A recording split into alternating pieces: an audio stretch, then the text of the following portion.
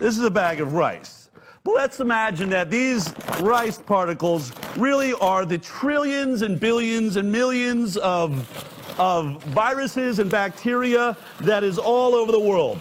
With all of these viruses and bacteria that are spreading, we're breathing it all the time. In fact, you probably have this many, all of these, you have this much viruses and bacteria in your own intestinal system right now as we speak. And we're all in a panic. We're all in a panic because there's a brand new virus we're all worrying about. This one right here, the coronavirus. Can we see that? Can you see that?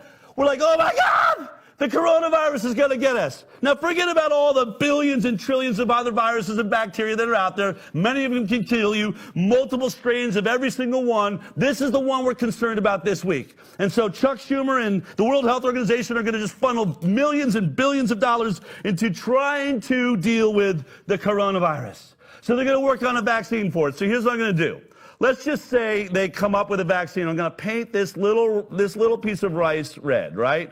This one is now a vaccine-preventable illness. Coronavirus is. Everybody on the news will be going, we did it! We've done it! We've come up with a vaccine for the coronavirus! We've changed the world! We're all safe now! And they'll put it into the world. And I'm thinking, what the hell did that just do? There's literally billions and trillions of other things that can kill you because you got one red rice flake and you have a vaccine for one of these. We're all jumping up and down like we're suddenly saved. This is moronic. Do you realize that your medical establishment thinks that there will be a day when they will have a vaccine for every single one of these bacteria and viruses? That's their plan. Does that sound stupid to you? Let's take it a step further, shall we? Let's say that this is an immune-suppressed child floating in a sea of bacteria and viruses. This is why we all have got to vaccinate ourselves, is to protect this one immune-suppressed person, okay? This is the theory. And out of all the billions and trillions of viruses and bacteria right here, that's how many we currently have vaccines for that are in our system. Okay, let's go through these. I'll read them until I get it right.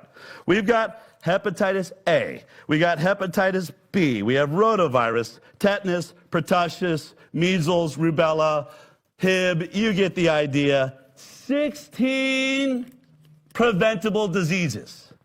And that has made us safe. The CDC said, you better get with this program. You better get with this program because these 16 viruses and bacteria that we can protect you from are going to save the world. And I'm looking at all of this and saying, how can you be so stupid to say that? This immune-suppressed child at school is not protected for any of these others, just the vaccine-preventable ones. And somehow the anti-vaxxers are putting us all at risk because they won't take those 16 vaccines for those viruses and bacteria. And we're all saying, but what about the other trillion that this kid or this immune-suppressed person is always going to be coming in contact with? Many things that can kill them. This doesn't make any sense. And you are trying to force these products on us because of what? Literally a drop of water in an ocean.